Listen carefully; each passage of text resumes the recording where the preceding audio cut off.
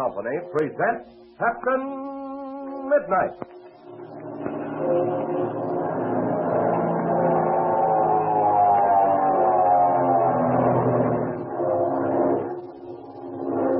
Captain Midnight, brought to you 3 times each week by the Skelly Oil Company, Skelly Jobbers and Dealers.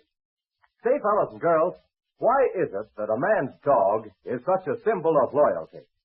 Well, it's because a faithful dog sticks with his master even if all other friends have forsaken him. Isn't that right? A dog sticks with you through thick and thin, in good luck and bad, in fair weather and foul. A dog is always the same in his loyalty to his master. Now, that's a good thing to remember when you're choosing a motor oil for the family car. You see, some motor oils may be all right when the temperature is just so.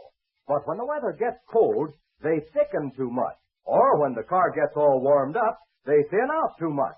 And your car suffers the consequences. Now, that's why I want you to tell your dad about Uniflow motor oil. Uniflow is sold in sealed cans at all Skelly service stations. It's spelled UNIFLO. Uniflow motor oil changes less when the temperature changes, much less than the average motor oil. It thins less when it's heated and thickens less when it's cooled. It's always there when it's needed, like a dog that's ever faithful to his master. Now, what does that mean to your dad and your family car? Well, it means faster starts on winter mornings, less wear on your battery. It means fewer damaging dry starts, because Uniflow flows instantly to all parts of the motor, even when it's stone cold. It means safer lubrication when the motor is hot, less oil going up in smoke, because Uniflow keeps a good body even at scorching temperatures. Add that all up, and it means just one big thing: economy. Money saved on your family car this winter. So tell Dad all about Uniflow motor oil, the true all-weather friend for your car. Explain how Uniflow gives protecting lubrication at all temperatures, and yet it actually costs no more than other premium-grade oils. Tell Dad to ask for Uniflow at your Skelly service station tonight. And now to Captain Midnight. A strange mystery has developed. When Captain Midnight, accompanied by Ma, Patsy, and Steve Donovan, together with Pinky Drake, Slim Pool, and the Mexican boy Pebbles, arrived at Ridgeville Airport, no trace could be found of Chuck Ramsey's plane. Captain Midnight and Patsy hurried to the hospital to see Bud Conley, and to their amazement, found that he had not seen Chuck for almost 24 hours. As our scene opens now, Captain Midnight and Patsy have just left the hospital and are in a taxicab headed for the airport. Let's listen as Captain Midnight says... Oh, now, wait a minute, Patsy. I think you're becoming needlessly alarmed. Chuck will turn up. But, gee, Captain Midnight, you're worried yourself about him. You can't fool me. Well, I was a little bit worried, Patsy. I just can't understand why Chuck wasn't at the airport to meet us. Well, he didn't know what time we were going to get in. Remember, we didn't bother the radio. No, we didn't, but he knew we were going to get in sometime today. And then again, why didn't he come to see Mr. Conley? Oh, there's some easy explanation, I'm sure. I think that Mr. Maxwell, the manager out at the visiting ship hangar, hit it on the nose. Chuck's up in the air for a little spin. You know how he loves to fly. Yes, and he wasn't able to do as much of that as he likes to while we were in Mexico. Yeah, no doubt when we get to the airport, we'll find Chuck waiting for us. Oh, I hope so. But there's one thing that doesn't look right to me. Yes, Patsy, what's that? Well, if Chuck just went up for a little spin, that manager, Mr. Maxwell, would have seen Chuck's plane during the day. And he certainly gave us the impression that he hadn't seen it since he came on duty this morning. You're bound to be logical, aren't you, Patsy? Well, I really am worried. You're right. Seems certain Maxwell would have seen the plane if Chuck had just gone for a short spin. Well, there's something strange about it, Captain Midnight. If something hadn't happened to Chuck, he would either have been at the airport or at the hospital. Well, Chuck should be able to take care of himself pretty well. Oh, we'll find out something in a minute. Here we are at the airport now.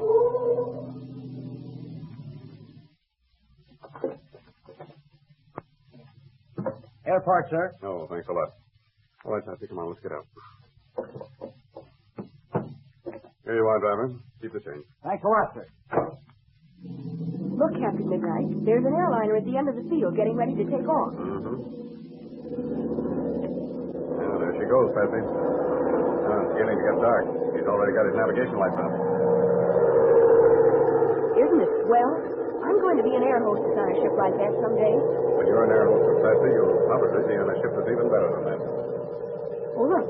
Isn't that Steve in the doorway of the passenger station? Yeah, it looks like it. Oh, yes, it is. Hey, Steve. Oh, hello there, Captain Midnight. Hi. Hi, Patsy. Say, where in the world have you two been? We've been to the hospital, Steve. See Bud Conley. Oh, sure. Say, how is he? No, he's much better. They've got his fever licked. The doctors say he'll pull through. Oh, I'm sure glad to hear that. We've been looking all over the airport for you two. Wonder where you'd gone. We went out the back door of the hangar and grabbed a taxi. But tell me, Steve, have you seen anything of Chuck? Why, no. We figured he was at the hospital with Bud Conley. Well, no, Steve. He isn't there. Well, while I was looking for you, I ran across Mr. Maxwell. Did he find out whether Chuck had checked out? Well, yes, we went into the office together and he looked it up. And did Chuck check out? No, Patsy, he didn't. Maxwell says he's either around here somewhere or he left without saying anything. I don't believe Chuck would do that. I don't think so either. Chuck isn't that kind. He follows regulations. Have you looked all over the airport for his ship? You bet I have. That blue wing job isn't anywhere on this airport. I'll guarantee that. There's only one logical explanation. Chuck must have gone on a short trip. But suppose he did. Look, it's almost dark now. He'd certainly be back before this. Yes, he would. Chuck went out to put in some time. He'd surely land before dark. There's just one other explanation. Okay, Patsy, shoot. He went up for a short trip, then had trouble and had to make a forced landing. Patsy, I believe you've hit it. Maybe so. But now, wait. Let's go back and try to trace his movements. Now, in the first place, we haven't found anyone who's seen Chuck since last night. You mean Conley? Yes. Chuck and Major Steele were over to see Conley last night. So Major Steele was the last one who saw Chuck. Now, we've got to get hold of him. Oh, he should be out here somewhere. He left the hospital just a few minutes before we arrived. Well, not necessarily. Major Steele may be staying at some downtown hotel. And there's something else.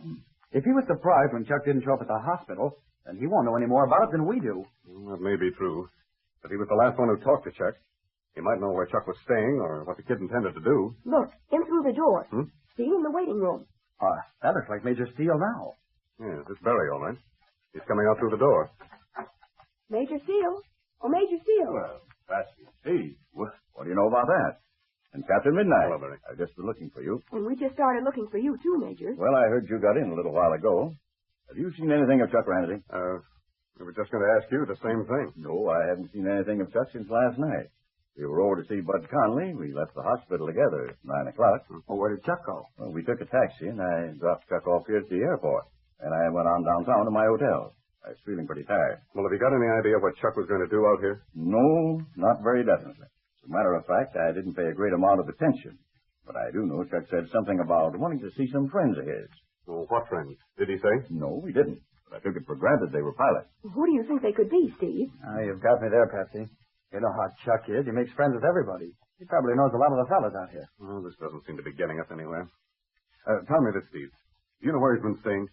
Oh, yeah, I can tell you that. At least I think I can. I introduced him to Bud Mason, chief pilot for Southwest. He told Chuck he was welcome to bunk in the pilot's room. Okay.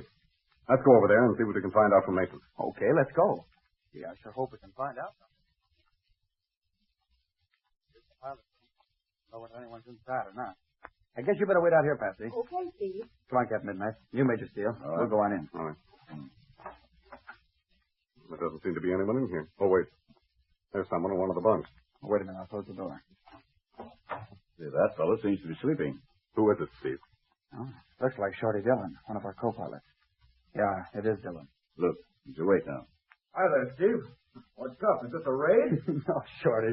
Not at all. Relax. You're not going to be arrested. I was just trying to catch a little shut-eye before I made out my flight report. Hey, you must be due out on Flight 8. Yeah, I am.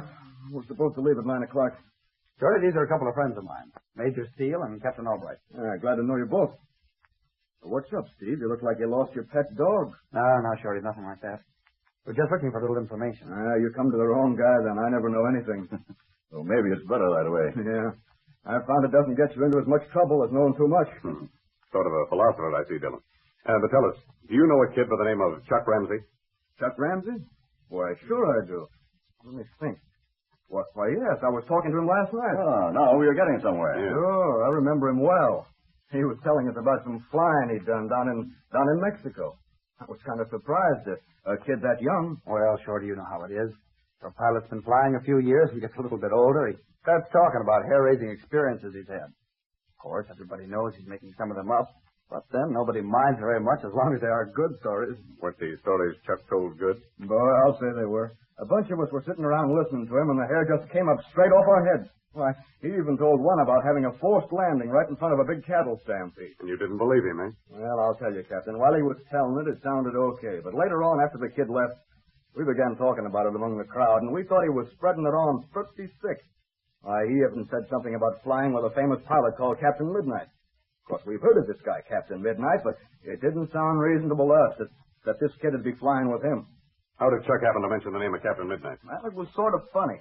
I don't think he really meant to, but it sort of slipped out. He got so excited telling that story. You might be interested to know, Dillon, that Captain Albright here is known by another name. Captain Midnight. What? Well, I don't know what to say. I guess I'd better beg your pardon. That's perfectly all right, Dillon. I realize very well how Chuck's story must have sounded. Really, the kid's a swell kid, and he sure can fly.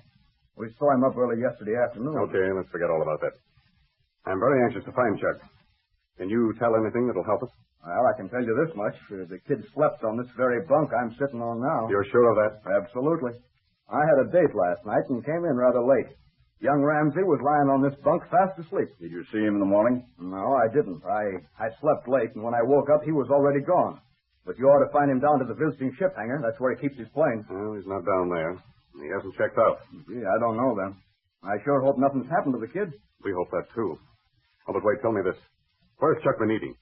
In the lunchroom at the passenger station. Maybe he had breakfast there this morning. Well, that's an idea. Come on, boys. Let's go over there. Oh, thanks a lot, Dillon, for all you've told us. That's all right. Glad to help in any way I can.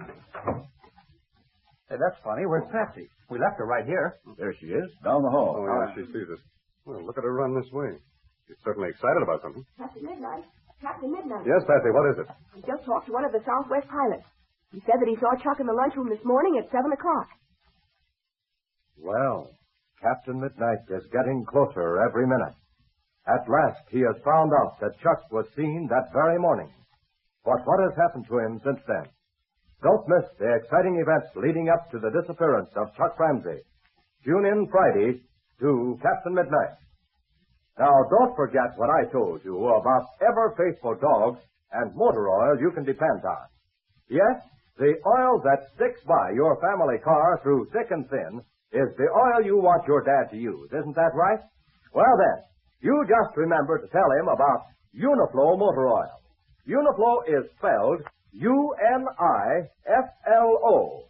Uniflow motor oil is sold at all Skelly service stations. Tell Dad why so many thousands of motorists are using Uniflow. Because it thins out less when hot and thickens less when cold than the average motor oil. That means all-weather protection for your family car. Easy starting on cold mornings. Safe lubrication on long drives. The chances are Dad already knows about Skelly Tagoline motor oil and how it will stand the abuse of winter driving. Now tell him to try Skelly's sensationally popular premium motor oil, Uniflow, at your Skelly service station. And don't forget to tune in again Friday, same time, same station, for further transcribed adventures of Captain Midnight, brought to you by the Skelly Oil Company, Skelly Jobbers and Dealers. Chuck's movements seem to have been many, but none of them are clues to his present whereabouts. What has caused Chuck to disappear? And where is he? Be sure to listen Friday. Until then, this is Don Gordon, your Skelly man, saying goodbye and happy